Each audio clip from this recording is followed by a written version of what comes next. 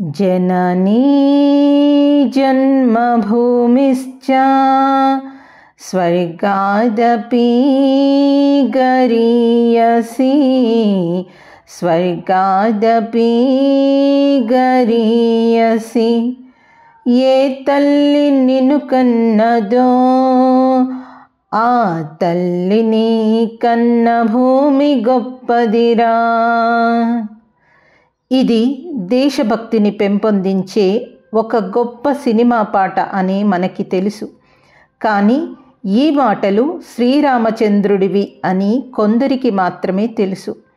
సీతమ్మను ఎత్తుకెళ్లిన రావణాసురుడిని వానర సైన్యం సహాయముతో వధించిన తర్వాత విభీషణుడిని ఆ రాజ్యానికి అధిపతిగా చేయ పూనుకుంటాడు శ్రీరాముడు. ఆ సందర్భంలో విభీషణుడు శ్రీరామచంద్రుని ఇలా అడుగుతాడు, మీరు యుద్ధము చేసి గెలుచుకున్న రాజ్యమిది, ఈ స్వర్ణలంకను మీరే పరిపాలించండి అని. అప్పుడు శ్రీరాముడు పలికిన మాటలే జననీ జన్మభూమిచ్చ స్వర్గాదపి గరీయసి. ఈ సంస్కృత వాక్యానికి అర్థం ఏమిటంటే, జన్మనిచ్చిన తల్లి మరియు జన్మభూమి ఈ రెండు స్వర్గము కంటే గొప్పవి. అందుకని రాముడు, నేను నా మాతృదేశానికే తిరిగి వెళతాను, ఈ సింహాసనము నాకు ఎంత మాత్రము అవసరం లేదు అని ఆ దేశపు అష్టైశ్వర్యాలను తృణప్రాయముగా వదులుకున్నాడు. అంతటి గొప్ప వ్యక్తిత్వము కలిగిన మన ఇతిహాస పురుషుడు శ్రీరామచంద్రుడు భారతదేశానికి తిరిగి వచ్చిన తర్వాత ప్రజలను కన్న బిడ్డల వలె పాలిస్తూ రామరాజ్యమును నెలకొల్పాడు.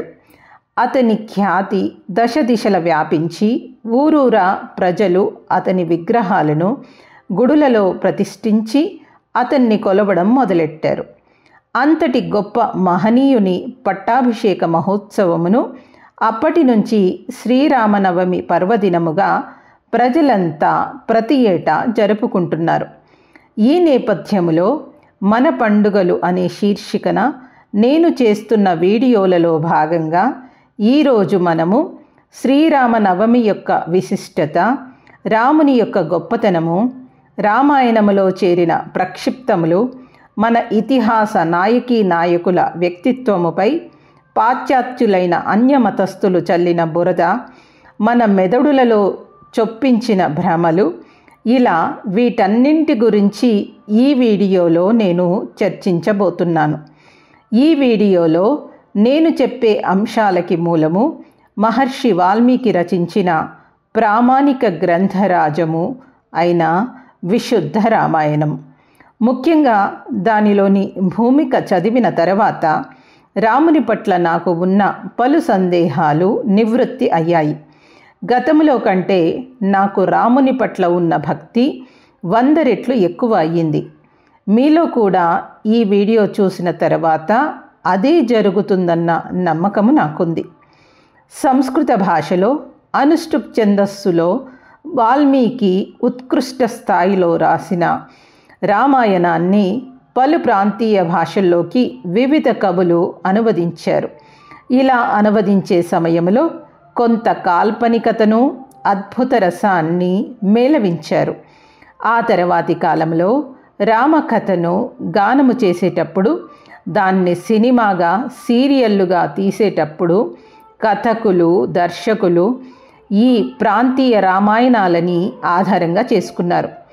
అందుకని మీ అందరి మెదడులు ఇప్పుడు నేను చెప్పబోయే వాస్తవాలను అంత తొందరగా ఆమోదించకపోవచ్చు. కానీ నేను చెబుతున్నవి అన్నీ కూడా 100% నిజాలే. సత్యమును గ్రహించి అసత్యమును త్యజించుటయే ఉత్తమ పురుషుల లక్షణం. కావున మీరు ఈ వీడియోలో చెప్పిన విషయాలను తార్కికంగా ఆలోచిస్తారని మరియు స్వాగతిస్తారని ఆశిస్తున్నాను. ఈ మధ్య చాలామంది పురాణాది పలు అనార్య గ్రంథములను ఆధారము చేసుకొని పలు ఆధ్యాత్మిక వీడియోలను చేస్తున్నారు. అవి చాలా వైరల్ కూడా అవుతున్నాయి. కలియుగములో పుట్టిన ఏకైక మహర్షి దయానంద సరస్వతి చెప్పినట్లు పురాణాలు మనుష్యకృత గ్రంథాలు పఠనీయము కావు. ఇవి తర్కమునకు నిలబడవు. ఇవి విషము కలిపిన ఆహారము లాంటివి. అందుకే ఋషికృత అంటే ఆర్ష గ్రంథాల్లో ఒకటైన వాల్మీకి విశుద్ధ రామాయణములోని విషయాలను నేను కూడా జనములోకి తీసుకెళ్ళాలి అని అనిపించింది. అందుకే ఈ వీడియోను చేస్తున్నాను. విషయంలోకి వద్దాము. శ్రీరామునికి సంబంధించిన పలు అంశాలను 22 ప్రశ్నలు సమాధానముల రూపంలో తెలుసుకునే ప్రయత్నం చేద్దాం. లోక వ్యవహారములో ఉన్న పలు నమ్మకాలను ప్రశ్నల రూపంలో, విశుద్ధ రామాయణం ద్వారా తెలిసే వాస్తవాలని సమాధాన రూపంలో ఈ వీడియోలో చెప్పే ప్రయత్నం చేశాను. మొదటి ప్రశ్న, శ్రీరామనవమి అంటే ఏమిటి? రాముని పెళ్లి రోజా అది? జవాబు, శ్రీరామచంద్రుడు పుట్టిన చైత్రశుద్ధ నవమి శ్రీరామనవమి అనే పేరుతో భారతీయులు పండుగగా జరుపుకుంటున్నారు. రాముడి వివాహముతో ఈ తిథికి ఎటువంటి సంబంధం లేదు.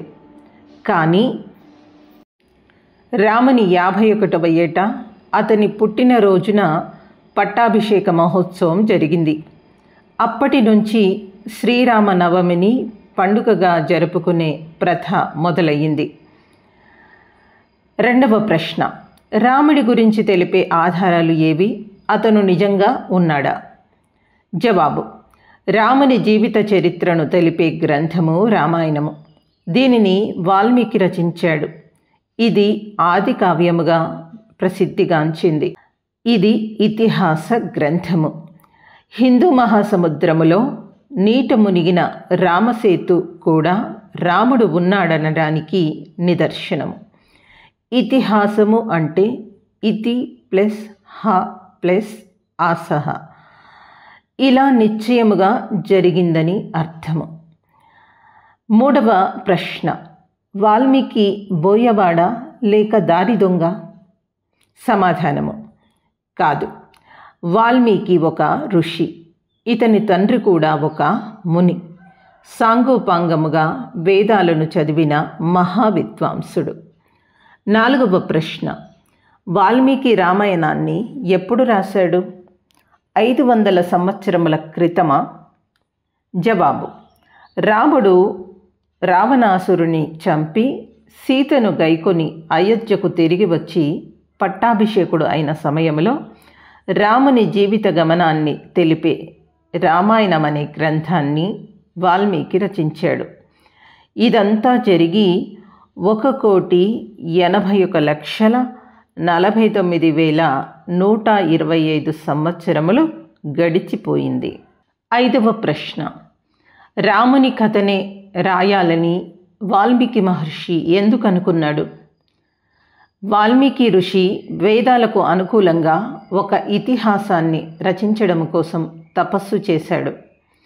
వేదాలకు అనుగుణంగా జీవిస్తూ వేదాల్లో సూచించిన పుత్రుడు, పతి, సోదరుడు, స్నేహితుడు, రాజు మరియు తండ్రి ఎలా ఉండాలో సరిగ్గా అలాగే ఉండే వ్యక్తి చరిత్రను రాయాలనుకుంటాడు.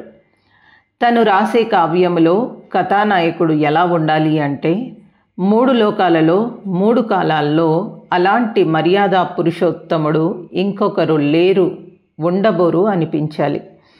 ఇలాంటి ఆలోచనలతో ఉన్న వాల్మీకి నారద మహర్షి రాముని కథను రాయమని సూచిస్తాడు. ఆరవ ప్రశ్న, రాముడు అవతార పురుషుడా? విష్ణుమూర్తి యొక్క 7వ అవతారమా? జవాబు, రాముడు అవతార పురుషుడు కాదు, కానీ మనిషిగా పుట్టి దేవతగా ఎదిగిన మహనీయుడు, మర్యాద పురుషోత్తముడు, ఆదర్శ పురుషుడు. తన శిరస్సు అనే ద్యులోకములో, హృదయము అనే అంతరిక్షములో, అవశిష్ట శరీర భాగము అనే భూలోకములో దివ్య గుణాలను ధరించి తమ శరీరములోని 33 దేవతల నివాసముతో శరీరాన్నే దేవాలయముగా మలచిన దివ్య పురుషులను దేవతలు లేదా విద్వాంసులు అని అంటారు. ఆ రకంగా చూస్తే రాముడు దేవుడు. సమగ్ర ఐశ్వర్యము, ధర్మము, యశస్సు, సుఖము, జ్ఞానము మరియు వైరాగ్యము అనేది 6 రకముల లక్షణములను భగములు అంటారు. 6 భగములను కలవారిని భగవాన్ అంటారు. ఆ రకంగా చూస్తే కూడా రాముడు భగవంతుడు. అంతే తప్ప వీరికి అంటే ఈ దేవుళ్ళకి జగత్తును సృష్టించి పాలించి లయము చేసే సామర్థ్యం ఉండదు. కాబట్టి దేవతలు అనేవారు ఆరాధించదగినవారు కానీ ఉపాసించదగినవారు కాదు. 7వ ప్రశ్న, వాల్మీకి రామాయణమును ఏ భాషలో ఏ ఛందస్సులో రాశాడు? జవాబు, వాల్మీకి ఋషి రామాయణమును సంస్కృత భాషలో ఋగ్వేద మంత్రాల్లో ఉండే అనుష్టుప్ అనే ఒక ప్రత్యేకమైన ఛందస్సులో రచించాడు. 8వ ప్రశ్న, రామాయణము ఆర్ష గ్రంథమేనా? ఇందులో ప్రక్షిప్త శ్లోకాలు చేరాయా? జవాబు, అవును, రామాయణము ఆర్ష గ్రంథమే. ఋషికృత గ్రంథాలను ఆర్ష గ్రంథాలు అంటారు. ఇవి వేదాలకు అనుకూలంగా ఉన్నంత వరకు ప్రామాణికమైనవే, పఠించదగినవే. వాల్మీకి రచించిన శుద్ధ రామాయణము చదవదగిన పవిత్ర గ్రంథమే. కానీ ఇందులో కాలక్రమములో కొన్ని మానవ రచిత శ్లోకాలు చేర్చబడ్డాయి. 9వ ప్రశ్న, రామాయణంలో ప్రక్షిప్త శ్లోకాలను ఎవరు ఎందుకు చేర్చారు? జవాబు, మన ఇతిహాస పురుషుల యొక్క చరిత్రను కలంకితం చేయుట కోసము, వారి సమున్నత వ్యక్తిత్వముపై బురద చల్లడం కోసము పాశ్చాత్యులు రామాయణ మహాభారతము అనే ఇతిహాస గ్రంథాల్లో కొన్ని శ్లోకాలను చేర్చి వాటిని ప్రాచుర్యంలోకి తెచ్చారు. శ్రీరాముడిని, శ్రీకృష్ణుడిని భారతీయులు అనుసరించినంత కాలము వారిని మనము దాస్యులుగా అంటే బానిసలుగా చేసుకోవడం సాధ్యం కాదన్న విషయము తెలుసుకున్న విదేశీయులు మన గ్రంథాల్లో మన పండితుల్ని ప్రలోభపెట్టి వారి చేతే కల్పిత శ్లోకాలను రాయించి చేర్చడం జరిగింది. 10వ ప్రశ్న, దశరథుడికి అగ్నిదేవుడు ఇచ్చిన పాయసము కారణముగా రాముడు జన్మించాడా? జవాబు, కాదు. చాలా కాలం వరకు దశరథుడికి సంతానము లేకపోవడముతో ఋష్యశృంగ ఋషి సూచన మేరకు పుత్రకామేష్టి యాగము చేస్తాడు. ఈ సమయంలో ఋష్యశృంగ ఋషి అనే యజ్ఞబ్రహ్మ స్థానములో ఆయుర్వేదము ప్రకారము ఔషధాలతో తయారు చేసిన పాయసము లేదా ఖీర్ని మహారాణులకు ప్రసాదంగా అందజేస్తాడు. ఈ ఔషధ ఫలితంగా వారు గర్భవతులు అవుతారు. అలా కౌసల్యకు పుట్టినవాడే శ్రీరాముడు. 11వ ప్రశ్న, రాముడు ఏమి చదివాడు? అతని గురువులు ఎవరు? జవాబు, ఇక్ష్వాక వంశస్థుల కులగురువు అయిన వశిష్ఠుడి గురుకులములో శ్రీరాముడు వేదాభ్యాసము చేశాడు. అస్త్ర శస్త్రముల యొక్క విద్యలన్నింటినీ నేర్చుకున్నాడు. బ్రహ్మర్షి విశ్వామిత్రుడి యాగాలను రక్షించడము వల్ల ఆ ఋషి మార్గదర్శకత్వం కూడా శ్రీరాముడికి లభించింది. 12వ ప్రశ్న, రాముడు ఎవరిని పూజించేవాడు? జవాబు, శ్రీరాముడు ఓంకార నామక పరమేశ్వరుణ్ణి పూజించేవాడు. ఏకేశ్వర ఉపాసన చేసేవాడు. రాముని కాలంలో వైదిక ధర్మము అమల్లో ఉండేది. యజ్ఞయాగాదులు సంధ్యోపాసన ద్వారా నిరాకారుడైన పరమేశ్వరుణ్ణి ఉపాసించే అలవాటు ఉండేది. 13వ ప్రశ్న, రామాయణ కాలంలో స్త్రీలు వేదము చదివేవారా? జవాబు, రామాయణ కాలంలో చాలామంది మహిళలు వేద విదూషిమణులుగా రాణించేవారు. జనకుడి కులగురువైన యాజ్ఞవల్క్యుని భార్య మైత్రేయి, ఈమె గొప్ప వేద పండితురాలు. అదేవిధంగా గార్గి అనే విదూషిమణి యొక్క గురుకులములో సీతాదేవి వేదాలను, ఆయుర్వేదాన్ని, రసాయన శాస్త్రాన్ని అభ్యసించింది. అశోకవనంలో ఉన్నప్పుడు కూడా సీత సంధ్యోపాసనను విధిగా చేసుకునేది. కౌసల్యాదేవి నిరంతరము దైనిక యజ్ఞము చేసేది. వాలి భార్య తార భర్త యుద్ధభూమికి వెళ్లే ముందు వేదమంత్రాలతో కూడిన స్వస్తి వాచనమును పఠించేది. యాజ్ఞవల్కుని బ్రహ్మత్వాన్ని పరీక్షించమని జనకుడు గార్గిని కోరతాడు. అంటే ఆ కాలంలో స్త్రీలు వేదము చదవడమే కాకుండా గురుకులాలని కూడా నడిపేవారు అని చెప్పి అర్థమవుతుంది. 14వ ప్రశ్న. హనుమంతుడు అతీంద్రియ శక్తులు గల కోత, శివుని అవతారమా? జవాబు: కాదు. హనుమంతుడు మనుష్య జాతికి చెందినవాడే. పూర్వకాలములో ఆర్యావర్తములో ఆర్యులతో పాటుగా దేవతలు, వానరులు, అసురులు అను మరో 3 జాతుల మానవులు ఉండేవారు. నేటి కర్ణాటకే నాటి కిష్కింద. దానిని రాజధానిగా చేసుకొని అడవుల్లో ఉండే ఒకానొక వనవాసులే వానర అనే జాతి. వానర రాజైన ప్రహ్లాద విద్యాధరుడు, రాణి కేతుమతి దంపతుల కుమారుడు పవనుడు. ఇతను వాయువు వలె మహాబలశాలి. ఇతనిలోని వీరత్వము కారణంగా జనము ఇతన్ని కేసరి అని కూడా పిలిచేవారు. ఇతని గురువైన అగస్త్య మహర్షి ప్రేరణతో అంజనా కుమారిని ఇతడు వివాహమాడతాడు. వీరికి చైత్ర బహుళ పుష్యమి నక్షత్రయుక్త మంగళవారం రోజున విశాలమైన హను అంటే గదమ కలిగిన అబ్బాయి జన్మిస్తాడు. అందుకే అతనికి హనుమాన్ అనే పేరు పెట్టడం జరిగింది. బ్రహ్మచర్య వ్రతధారణలో హనుమంతుణ్ణి మించిన వారు లేరు. ఇతడు వేద విద్వాంసుడు, జితేంద్రియుడు మరియు వ్యాకరణ పండితుడు. ఇతని భాషా ప్రావీణ్యమును చూసి శ్రీరాముడే ఆశ్చర్యపోతాడు. 3 రకాల వేద మంత్రాలను ఔపాసన పట్టినట్టు ఉన్నాడు. ఇతడు మాట్లాడిన మాటలో ఒక్క అశుద్ధమైన పదము కూడా లేదు అని లక్ష్మణుడితోటి చెప్తాడు.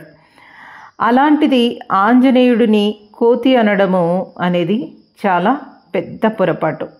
ఎందుకంటే వాల్మీకి మహర్షి రామాయణంలో ఎక్కడా కూడా వానరులంటే కోతులని చెప్పలేదు. 15వ ప్రశ్న. మరి ఆంజనేయుడికి తోక ఎలా వచ్చింది?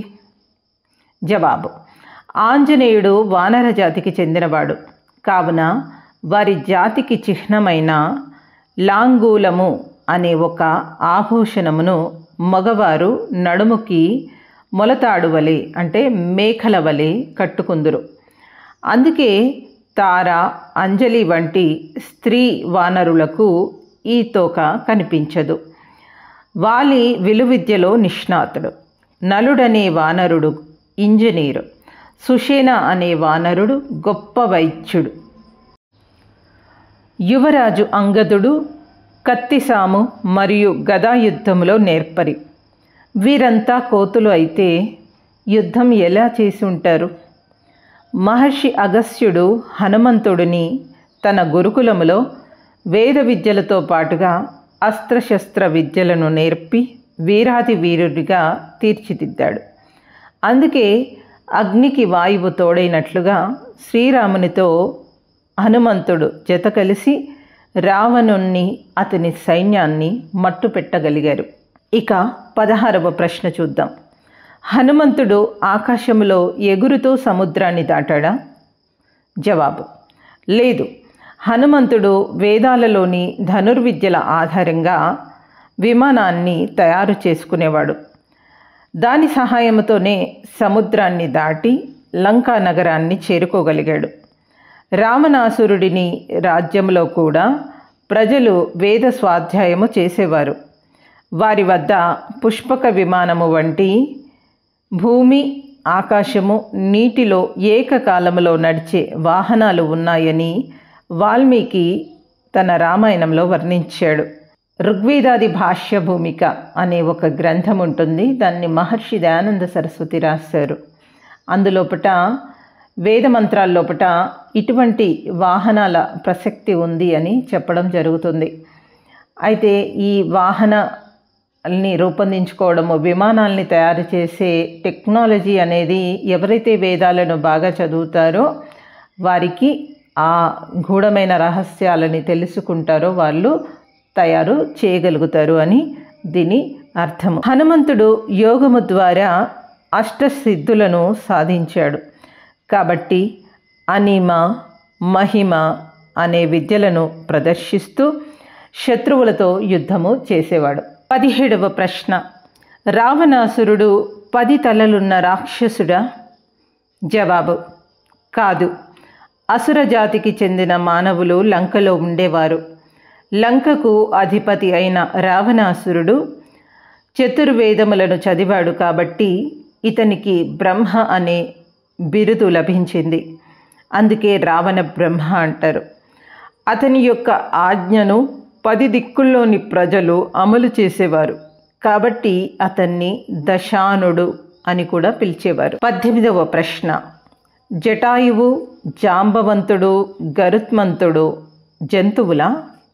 జవాబు: జటాయువు గ్రద్ద కాదు, గృద్రదేశపు రాజు. జాంబవంతుడు ఎలుగుబంటి కాదు, గొప్ప వైద్యుడు. అలాగే గరుత్మంతుడు కూడా పక్షి కాదు, ఇతను కూడా వైద్యుడే. 19వ ప్రశ్న, రాముడు సీత శీలాన్ని శంకించి అగ్ని పరీక్ష విధించాడా? జవాబు: లేదు. రాముడు సీత యొక్క మనోస్థైర్యమును పరీక్షించాడు, అంతే. అగ్నిహోత్రమును నిర్వహించి స్వదేశానికి తిరుగు ప్రయాణం వారు అయ్యారు. 20వ ప్రశ్న, రావణుడిని దసరా రోజు చంపితే రాముడు స్వదేశానికి తిరిగి వచ్చేటప్పటికి ఉగాది పండుగ వచ్చిందా? ఈ మధ్యకాలంలో రాముడు లంకలో ఏం చేశాడు? జవాబు: రాముడు విజయదశమి రోజున యుద్ధ సన్నాహాలను ప్రారంభించాడు. కానీ రావణాసురుణ్ణి మాత్రం చైత్ర అమావాస్య దినమున చంపాడు. మరునాడు భారత్కు తిరిగి వచ్చాడు సీతతో సహా. 21వ ప్రశ్న, రాముని పట్టాభిషేకం తర్వాత చాకలి వాని మాటల ప్రభావముతో రాముడు నిండు గర్భిణి అని కూడా చూడకుండా సీతమ్మ తల్లిని పరిత్యజించాడా? జవాబు: ఇది శుద్ధ అబద్ధం. వాల్మీకి రాసిన రామాయణము రాముడి రాజ్యాభిషేకముతో ముగుస్తుంది. రాముడు సీతను పరిత్యజించాడనే కథ, లవకుశుల యుద్ధము, సీత యొక్క ప్రాణత్యాగము ఉత్తర రామాయణంలో వస్తాయి. అది వాల్మీకి పేరును వాడుకొని ఎవరో కవి రచించారు. అంటే ఉత్తర రామాయణం అనేది రాయబడింది కానీ దాన్ని రాసింది వాల్మీకి కాదు. వాల్మీకి పేరు పెట్టి ఇంకెవరో రాశారు కాబట్టి ఇది ప్రామాణికం కాదు. సీత గర్భవతి అయినప్పుడు నాటి ఆచారాల ప్రకారము గురుకులాల్లో ఋషి మునుల సాంగత్యంలో గడపడానికి తనే స్వయంగా వాల్మీకి ఆశ్రమానికి వెళ్ళింది అనేది మాత్రం సత్యం. 22వ ప్రశ్న, రాముని పాదము సోకి అహల్య శిల నుంచి మనిషిగా మారిందా? జవాబు: ఇది కట్టుకథ. స్తబ్దంగా పడి ఉన్న అహల్య శ్రీరాముని రాకతో చైతన్యవంతురాలు అయ్యింది అన్నది నిజము. శతపథ బ్రాహ్మణములో రాత్రిని అహల్యగా, చంద్రుడిని గౌతముడిగా, సూర్యుడిని ఇంద్రుడిగా అభివర్ణిస్తూ ఒక కథ ఉంటుంది. దానిని ప్రాంతీయ కవులు రామాయణంలోని అహల్యకు ఆపాదించి రామకథను రసవత్తరంగా చేశారు. అంతేకాకుండా అవతారవాదానికి బలము చేకూర్చేలా దాన్ని మలిచారు. అదేవిధంగా శబరి కథ కూడా అతిశయముతో రాయడం జరిగింది. ఇప్పుడు మనము ఉత్తర రామాయణము వాల్మీకి మహర్షి రాయలేదు అని చెప్పాం కదా, దానికి ఇంకాస్త ప్రమాణం చూద్దాం. ఉత్తర రామాయణము ప్రక్షిప్తము అనుటకు ఆధారంగా మహారాజా భోజని కాలంలో వ్రాయబడ్డ చెంపు రామాయణమును చెప్పవచ్చు. ఈ చెంపు రామాయణంలో కేవలం యుద్ధకాండ వరకే ఉంది. ఉత్తరకాండం అనేది ఇందులో రాయబడలేదు.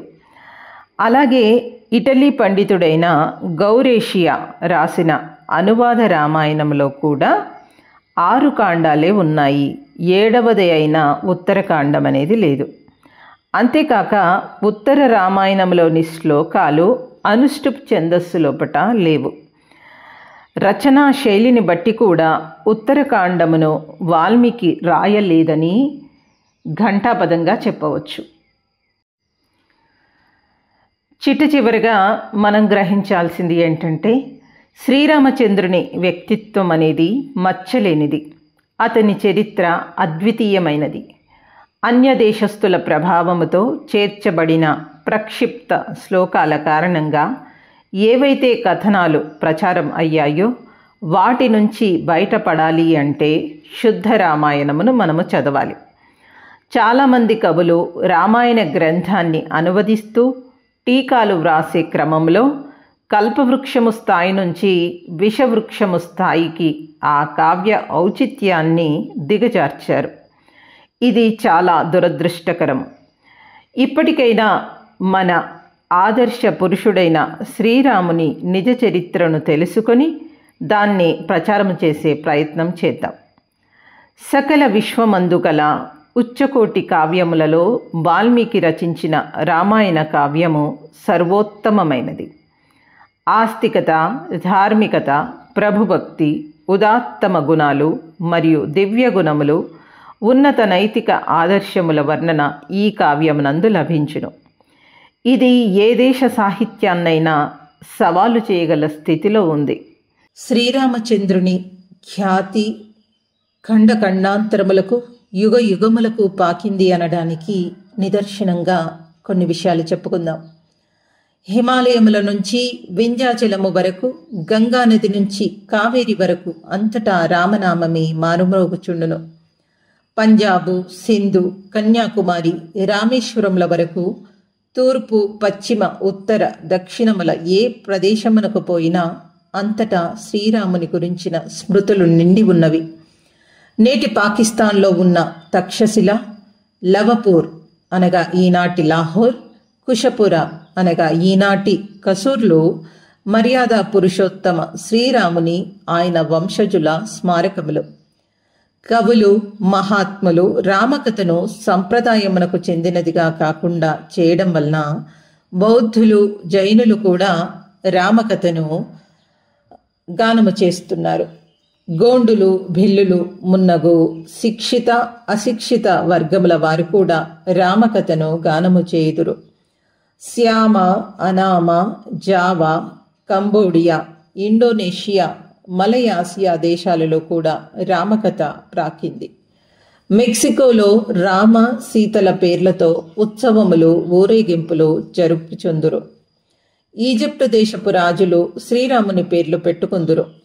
బ్యాంకాంగ్లో రామాయణముపై సమ్మేళనము జరుగుచుండును. మారిషస్లో తులసి రామాయణ గుటిక ప్రతి ఇంట చదువుచుందురు. ఏకపత్ని వ్రతుడు, పితృవాక్య పరిపాలకుడు, భాతృవత్సలుడు, సత్యసంధుడు, వైదిక సంస్కృతి పరిరక్షకుడైన శ్రీరామచంద్రుని దివ్య జీవన చరిత్రము జనులలో ప్రచారము చేయాలి. ఎందుకంటే రామో విగ్రహవాన్ ధర్మ అంటే ధర్మమునకు ఒక ఆకారం అనేది కల్పిస్తే అది అచ్చంగా రాముని వలె ఉంటుందని అర్థము.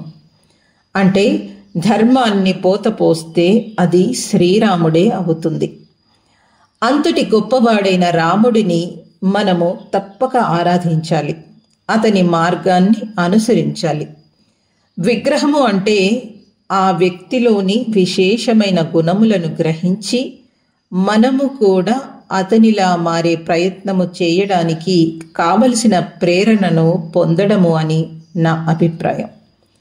రాముని విగ్రహానికి దండం పెట్టి జై శ్రీరామ్ అంటూ నినదించే వారందరూ రామునిలా వేదము చదువుతూ శాకాహారిగా మారి యజ్ఞాలు చేస్తూ పరోపకారమయంగా జీవితాన్ని మార్చుకుంటారని ఆశిస్తున్నాను.